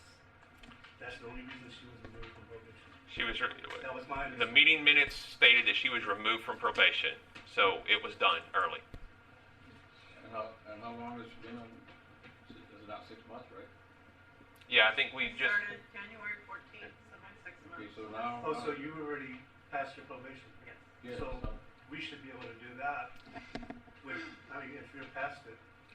Can I give some input to this? Until this evening, I was a liaison for City Hall. So I've worked very closely and have been in tune with what Matt and Lynette and Paula have been doing. Paula, we're trying to get her off of hourly, but Matt and Lynette have already been on salary. And if they work overtime, they don't get extra pay for that. And I know that Matt has worked a lot of overtime, what we would consider overtime, as well as weekends. And Lynette, I can't imagine how much overtime she's put in if we were counting strictly more than an 8-hour day. And Paula absolutely needs to be on salary because of her position and what she's doing now. So I would absolutely fully support the motion that I already put in. I understand that, but are we gonna do it for every department now? How about if James or somebody else? I would think we do it on a case-by-case basis. We had exceptional needs, we hired exceptional people. They've proven themselves very quickly. They're more than willing to do the work. I don't have anything against Matt, he does a great job. No, that's what I'm saying, we take it an item at a time. We don't need to be locked into rigidity here. If, we need to do it for other. well, if the department head brings it to us and makes an agenda item on it, we can consider it. So my recommendation is that we stick strictly to the probation period, and we don't deter from that. So, we got a motion, we got a second, we got discussion, everybody voiced their opinion. We're gonna go ahead and follow, we'll go ahead and do a vote. All those in favor, for us to go ahead and act on salaries? Aye. Aye. Got 2, those opposed? Yay. Okay, we got 2 for it, 2 opposed, there's a tie. I have the opportunity for myself to go ahead and cast a vote, and I vote for us to go ahead and approve the salaries for all 3 positions, effective immediately based on the motion that was presented. Okay. Appreciate that. All right, thank you, Matt, appreciate it. Thank you all for everything that you guys are doing. Really appreciate that, Absolutely. handling it. A lot of hard work being put together. Okay, I think we're up to number 7, announcements from the city council and staff. Any announcements from the council or city staff that you want to go ahead and pass on? If nobody, I'll go real quick on staff. So this week we moved a public works position into a full-time position. He was already there working those hours, and the budget was already there, so he got moved to full-time. We moved a library, like I mentioned, a library position to full-time. We have extended the job offer to the new permits clerk, so she's waiting to do her background check and typical hire-on process there. And then today we were able to get our city secretary enrolled in her first class. It's a public administration, kind of covering a broad topic, but meeting minutes, agendas, kind of general administration, stuff like that. But it's one of our first steps into the actual certification program for becoming a municipal clerk. That is my... Oh, yes, Ashley, I forgot. Sorry, she's already been there and back. Ashley's already attended her first track in Clerk 1 for the municipal. Like I told you, my goal is professional development here. Everybody, if you can hold a certification, we're going to send you off to school to do it. I think it not only helps the person personally, but it's going to benefit us as a city, and hopefully we just create that relationship and keep longevity like we have with other people. Awesome. Staff, anybody else? Bob mentioned. Can you come up here? Yes. So, I will tell you one thing for sure, that we need to do, we've done police department for many years, is push continuing education and certification for all the staff. It's going to keep people here, and it's money well spent. When I started in law enforcement, the mentality was, if you train people, then they're just going to leave you, so let's keep them dumb. Now, that's true. That's the way it was. That's Matt, you know that, and we've all worked in those places. But I appreciate that. I do believe that's an important factor, and then I won't say nothing else. Thank you. Yeah, I just want to mention, I live up on North Benton by the cemetery, and the street machines are out and working. They're starting to work on Lake Street, and I guess they'll come down soon on the North Benton extension by the cemetery, roads that were desperately in need of repair. So, yay. Yep. I spoke to them today. We will be feathering the sides like we talked about. They anticipate about 3 to 4 days worth of work to be done. He's identified a couple other small spots that he says if we would just extend a little more pavement, we could fix a couple other issues that he saw on the pavement. So we're supposed to get me some cost on that, very, very low. We'll have enough money to cover it if it looks good. Well, thanks to you, and thanks, James, for helping us out and getting all this taken care of. We've been waiting to take care of our roads, and I also want to give thanks to County Commissioner Stuart that has helped us out with County Road 681 right there by the high school. They've been doing a great job, too, in making that happen for us, too. Are they gonna pave it, or are they gonna do like? That's the actual material that they use on there. That's what they use for the county roads, to be able to do that. So it's not asphalt, but it's actually the oil with the rock on there, that they take care of that.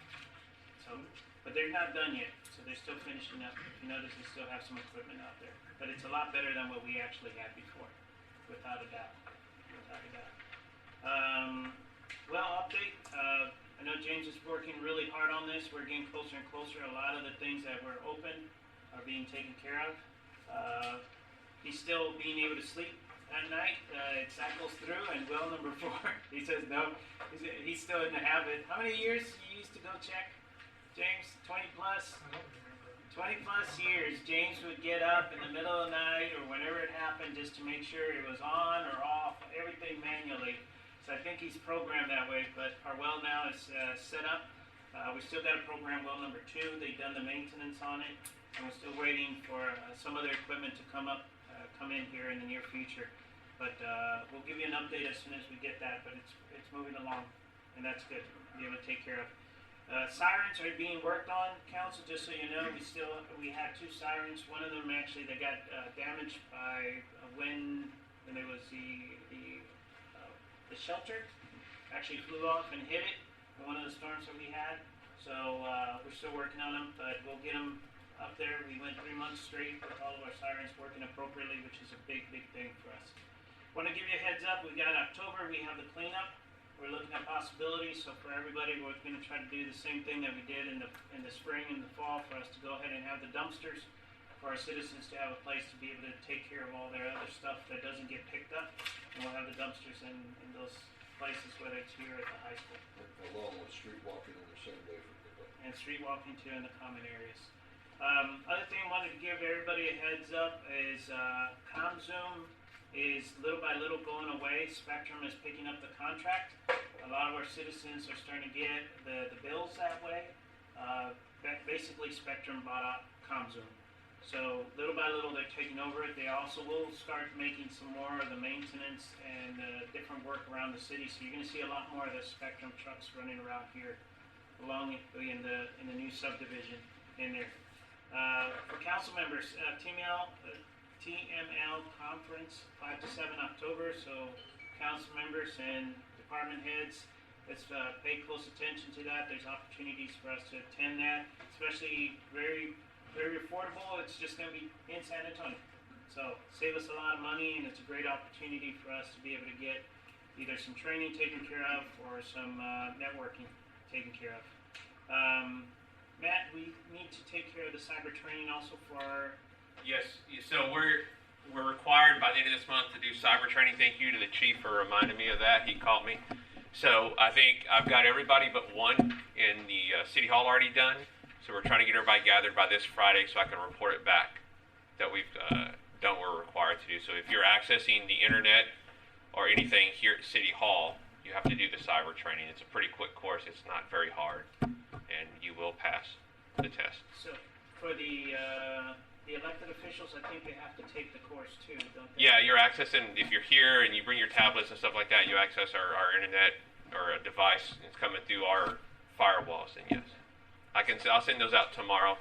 You won't be held to the same standard as Friday, I promise. But so I'm thinking before the end of the month. And if you there is an exchange or the credibility. So if you took one with a county, with a state governmental agency, they'll actually give you credit for that too.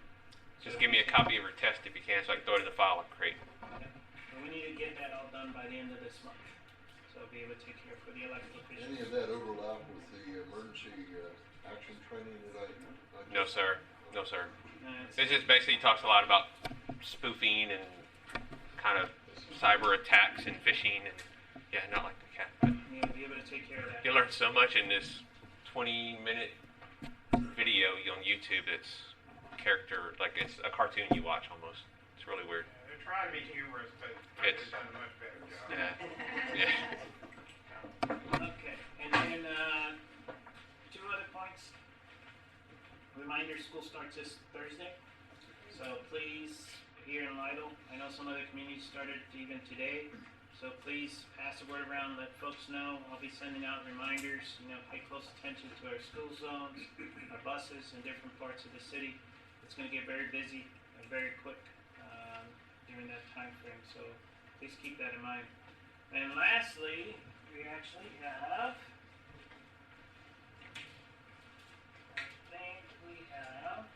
our city secretary, on the Only that big. 16th of August, her birthday. So if you all would join me in saying happy birthday to her. It stays on. Candle won't even stay lit. Yeah. I got the wind right here blowing. Okay, so here we go. Happy birthday to you. Cha cha cha. Happy birthday to you. Cha cha cha. Happy birthday, dear Lola. Cha cha cha. Happy birthday to you.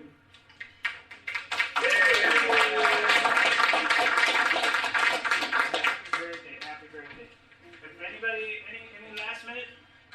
Real quick, Lytle plays Uvalde tomorrow in volleyball, so anybody that can come support the game. I think a lot of people are gonna be there just to support Uvalde. So. What time? 5, 6, and 7. So varsity will play at 7 o'clock. Here, yes, yeah. Uvalde is coming to Lytle, so. That'd be great. Yeah, definitely. Just get the word out. That'd be good. Be able to support definitely that community too. All right. Anything else? All right. So it's 8:22. Do I have a motion I for us to make the go? motion that we adjourn for the evening. Okay. Got a motion on the floor. Second. Okay. Any discussion? All those in favor? Aye. Any opposed? All right. Thank you so much for joining us. Have a great evening. Appreciate it.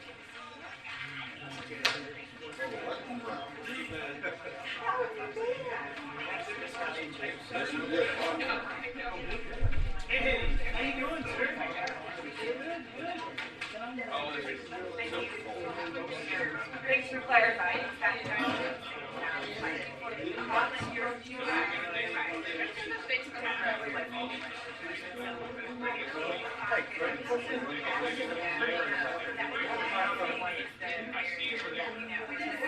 Y'all doing okay? We're good. Good, I got here until we were sitting here.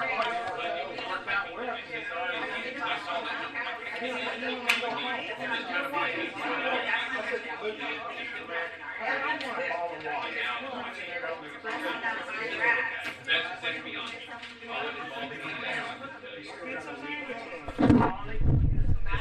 And you're retiring, resigning, what? No, I'm